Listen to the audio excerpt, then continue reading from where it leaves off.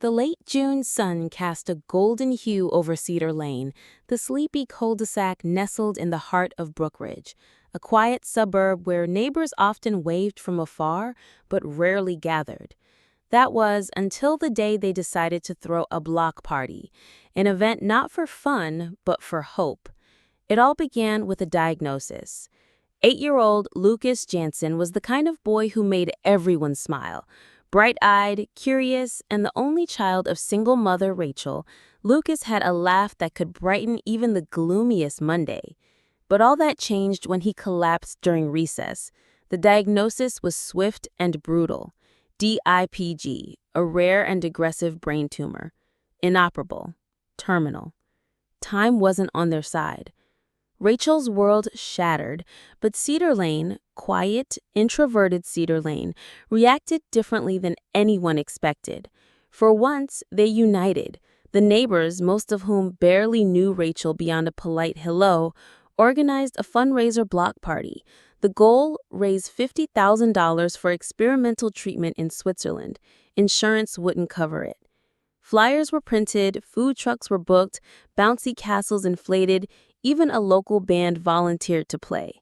Social media helped spread the word. Lucas's big, round glasses and shy smile soon became the face of the event. Rachel, overwhelmed, couldn't believe strangers would rally like this. Her hands trembled when she spoke to the committee, gratitude nearly choking her words. But not everyone on Cedar Lane had a heart. Karen Whitmore lived 2 doors down from Rachel. Mid-50s, recently retired, and fiercely protective of her pristine lawn and silent afternoons. Karen ran the unofficial HOA Facebook group and carried a clipboard like a weapon. Her morning walks were less for fitness and more for surveillance. She had made enemies by enforcing non-existent rules, sending passive-aggressive notes about overgrown hedges and wind chimes. And now she was incensed. Noise ordinances are not suggestions, she spat during a heated discussion on the community page. She's literally dying, Karen, one neighbor replied. Karen ignored it. A tragedy doesn't excuse lawlessness, she said. We have codes for a reason. The day of the party arrived. Cedar Lane transformed into a celebration. Balloons were strung between mailboxes, a grill smoked on every driveway, and the laughter of children echoed through the air like a chorus. Lucas, wearing a red cape and a big smile, sat on a folding throne made of pool noodles. He didn't fully understand what was happening, but he knew it was for him. Rachel stood near the lemonade stand, watching her boy laugh for the first time in weeks. Her heart, once heavy, floated. She nearly cried when a local teacher dropped off a check for $5,000. The community had raised nearly $20,000 in just 4 hours. But then, like a storm cloud across a blue sky, Karen arrived. She wore a sun hat large enough to block out the sun, oversized sunglasses, and a fury that was already boiling. Without so much as a hello, she stormed up to the sound booth and barked, "Turn it off, now!" The DJ, a teenager from the high school, blinked. "Excuse me? This entire event is violating noise restrictions. You don't have a permit for amplified sound. You're disturbing the peace." All eyes turned. The music stopped, but the murmurs grew louder. Rachel rushed over. "Karen, please, it's a fundraiser for Lucas." Karen's nostrils flared. "I don't care if it's for the Pope. It's illegal, and I've called the police." "You what?" Rachel gasped. People around her started filming. Smartphones rose in unison like a digital forest. Karen didn't notice or didn't care. She launched into a tirade about codes, noise pollution, and property values. That's when little Lucas, his cape fluttering behind him, walked up with a popsicle in his hand and looked up at her with wide, uncomprehending eyes. "Are you mad at me?" he asked quietly. Karen faltered for half a second, but only half. "I'm mad at this circus," she snapped. "Children should be quiet." It was all caught on video. The venom in her tone, the heartbreak on Rachel's face, the stunned silence that followed. Minutes later, 2 squad cars pulled up. The officers, expecting chaos, stepped out to a crowd that had already simmered into disbelief. One officer recognized Lucas. He'd coached his older brother in Little League. "You called the cops on this?" the younger cop muttered, shaking his head at the balloons and barbecue smoke. Karen approached them triumphantly, clipboard in hand. "There are ordinances, officer. I demand you shut this down." The older cop turned to Rachel, who was trembling. "Ma'am, is this a fundraiser?" Rachel nodded, tears in her eyes. He glanced at Lucas, then at Karen. "We're not shutting down anything." Karen's face went pale. "You can't just ignore the law." "We're using discretion, and you're welcome to file a complaint online. Have a good day, ma'am." The crowd erupted in applause. Someone turned the music back on. Karen stormed off, furious, muttering threats of lawsuits. But it was too late. The video hit Facebook that night, then Reddit, then Twitter. Within 24 hours, it had 3 million views. "Woman tries to shut down fundraiser for a dying child," the headlines read. And the backlash? Oh, it was swift. People began calling Karen's real estate broker. She had recently started flipping houses. Negative Yelp and Google reviews flooded in. Her Facebook was doxxed. She received hundreds of angry messages. A Change.org petition asked her to apologize publicly or leave the neighborhood. The community she had once tried to control now turned their backs on her. Neighbors stopped waving. Someone egged her mailbox twice. A local radio station even parodied her in a comedy sketch. Meanwhile, the fundraiser exploded. Donations poured in from strangers all over the world. Lucas's GoFundMe reached $200,000 in under a week. Celebrities tweeted about him. A former NFL player paid for his airfare. And Karen? She called the news fake, insisted she was the victim, and refused to apologize. But the real revenge hadn't even begun yet. For a few days after the viral explosion, Karen stayed indoors. The Whitmore house, once a beacon of tightly trimmed hedges and pristine siding, now had wilted flower beds and a front yard thick with silence. Karen peeked from behind the blinds, fuming. The video of her snapping at a terminally ill boy had been reshared over 6 million times. Local news fans had parked across the street for interviews, and every time she opened her phone, there were hundreds of angry messages calling her names she never dreamed she'd hear. Her voicemail was full, her inbox had crashed, and someone had dumped glitter in her mailbox. Twice. But Karen wasn't sorry. In her mind, she was the victim. That block party had disrupted everything. Cars lined the street, music rattled her windows, and children screamed for hours. Just because the boy was sick didn't mean the rules should bend, she reasoned, but no one cared about that. Especially not the Jensens. They had become local heroes. Rachel appeared on Good Morning America, sharing Lucas's story with tears in her eyes. Lucas received video messages from actors, athletes, even the governor. Donations soared past $300,000. The Swiss clinic accepted him immediately. The block party wasn't just a fundraiser anymore.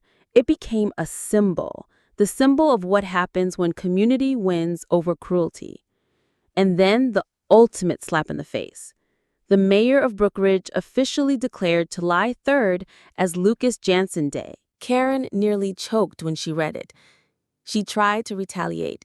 She emailed the city council, demanding the block party organizers be fined retroactively. She called the local news to offer her side of the story. No one took her seriously. One anchor laughed on air. "And in other news, the Grinch lives in Brookridge," he said. Then came the fallout. Karen had started a small side business flipping houses, but with her name now synonymous with petty cruelty, the offers vanished. Her latest listing set on the market for 91 days with 0 inquiries. Online reviews labeled her a neighborhood menace and child-hating Karen. Even worse, a neighbor filed a formal complaint against her for harassment, showing photos of the dozens of anonymous notices she had slipped under their door about garbage bins and Halloween decorations. Karen tried to lay low, but Cedar Lane had long memories. Rachel, meanwhile, remained silent on the controversy.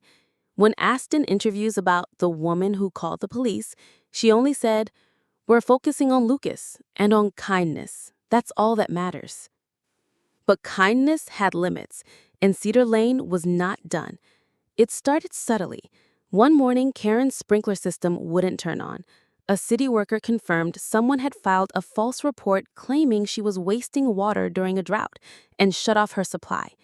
Her trash pickup was mysteriously skipped 2 weeks in a row. Someone filled out 10 fake magazine subscriptions in her name.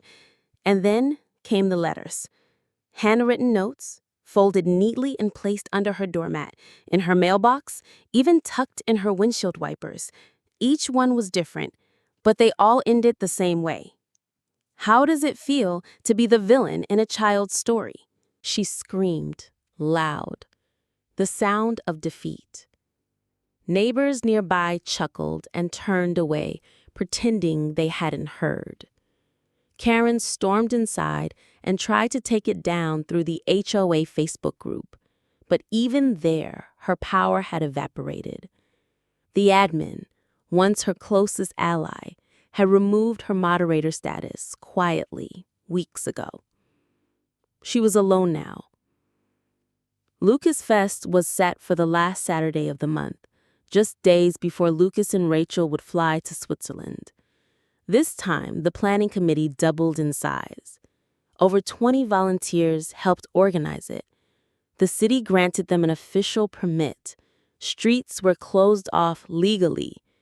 They even arranged for a marching band from the local high school. This wasn't a party anymore. It was a message. And Karen couldn't ignore it. On the day of Lucas Fest, Karen stayed inside. But it didn't matter, because something she couldn't stop happened next. Lucas, now thin but beaming, rolled through the street in a decorated golf cart surrounded by cheering neighbors. Rachel walked beside him. At the front of the parade was a sign held by 2 kids. Super Lucas, the boy who beat the block. He was their symbol now, the boy whose illness revealed the ugliness and the beauty inside their neighborhood. Karen watched from behind the curtain. Her throat burned. Then came the final blow. The special guest? None other than the governor's wife, a childhood cancer advocate. She handed Rachel a state award for community resilience and kindness on live TV. Lucas, clutching a teddy bear and squinting in the sun, said something that made the entire crowd fall silent. He said, "I thought people forgot about me, but they didn't. Even the mean people helped me by making the nice ones louder." The camera didn't show Karen, but she saw it all. Her eyes were wet for the first time since it began, and not from anger. 3 days later, the Jensen house was quiet. Packed bags waited by the door. Lucas was ready for his treatment. Karen walked out early that morning, a letter in her trembling hands. She didn't knock, just slipped it under Rachel's door, then left without a word. Rachel found it before they left. The handwriting was sharp, angry, then suddenly careful. A small note, just 5 sentences. "I was wrong. I thought rules mattered more than people. I was cruel, and I'm ashamed. You don't owe me forgiveness. Just know I finally understand." No name, no return address. But it didn't need one. Lucas left the country a few days later. By the time he returned 6 months later, thin but glowing with a new kind of life, Cedar Lane had changed. More united, softer, kinder. And Karen? She had moved. Rumor had it she sold her house at a loss and disappeared to Florida. No goodbye, no last words. Just vanished as if she'd been erased by the very kindness she tried to destroy. Cedar Lane never spoke of her again. But every July 3rd, on Lucas Jensen Day, the street filled with music. Kids ran between sprinklers. People laughed and danced and shared food. Lucas, now strong enough to run, helped hang up the banner himself. And at the edge of the cul-de-sac, where Karen's house used to be, there was now a community garden. A plaque stood there facing the road. Let love be louder than laws. And under it, in smaller letters, in honor of those who learned the hard way.